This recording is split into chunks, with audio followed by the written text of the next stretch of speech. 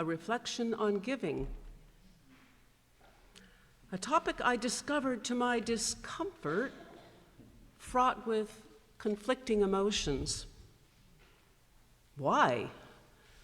I want to consider myself a generous person, generous of spirit, generous of time, generous of resources, unconditionally. But am I? Always? Usually? Sometimes? When I was probably around 20, this little book came into my hands somehow, The Prophet by Khalil Gibran. I remember that it was right up there with Jonathan Livingston Seagull in books that one should have on one's shelf back then. I actually think that my best friend gifted it to me. She did things like that, little pushes intended to counterweight the fairly hefty family baggage I carried with me well past adolescence. And if I'm honest with myself, in some ways still do. I'm pretty sure many of you had or still have this little book somewhere on your shelf. I actually treasure mine. 26 little diamonds of wisdom from the hand of a brilliant and complicated man reached me just when I needed them. And 50 years later, I still find wisdom in these pages.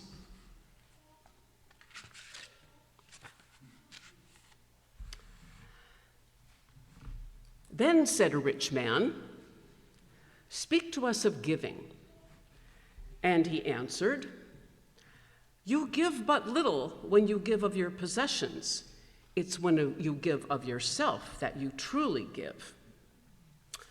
And then later on, he says, "There are those who give little of the much which they have, and they give it for recognition, and their hidden desire makes their gifts unwholesome." The prophet continues, "And you receivers, assume no weight of gratitude, lest you lay a yoke upon yourself and upon they who give. For to be over mindful of your debt is to doubt the generosity." And with those words, bang, my family baggage. There was an unspoken but well-understood ritual around giving in my family. It went sort of like this. Mom gets a Harry and David's gift box from niece Debbie with a season's greeting card enclosed. Mom is annoyed. Debbie is annoying to her, and the pears are overripe, and now she has to send something in return. Confession? Though I barely knew Cousin Debbie, she used to send me season's greeting cards too, and Harry and David's gift boxes, snack crackers and cheddar cheese, something like that. And of course, I would dutifully order a Hickory Farms box to be sent her way. Except for one year, I didn't. Oops. And poof, the Harry and David's boxes disappeared, along with the season's greetings. Also, Mom needs to buy her seat for charity luncheon at the Chalk Hospital League. She really doesn't like these events, and she resents the $100 donation. But if she doesn't go, her neighbors will talk. And besides, it is important to be counted on the list of attendees that might be printed in the community page of the paper. So she writes the check.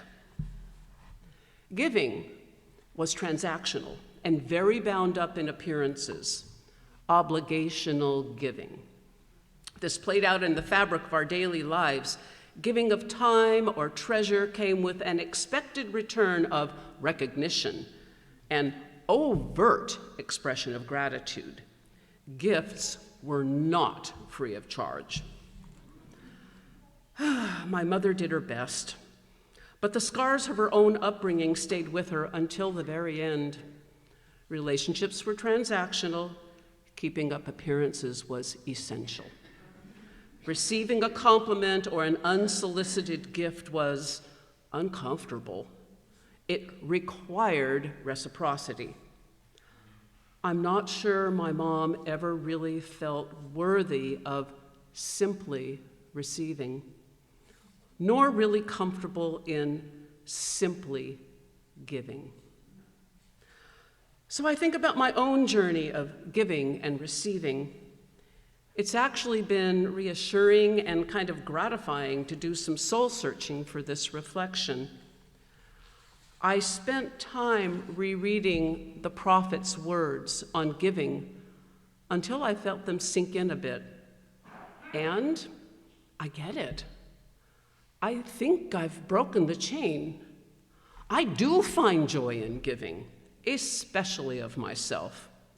I also find joy in giving gifts.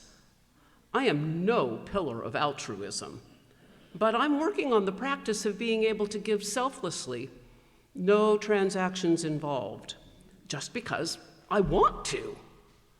But yeah, it's a work in progress. Now, on the receiving end, well, that's a bit harder. I'm still needing to practice just receiving a compliment with grace. There's that darned naggy voice in here that says, "You'd better make sure you live up to that." And I still feel a twinge of unworthiness when I receive a gift. But saying with genuine gratitude, "Thank you," is getting much easier. So I want to leave you with a quote by Rumi that I found in Soul Matters. It's one that gave me pause. "You wander from room to room, hunting for the diamond necklace that's already around your neck." Indeed.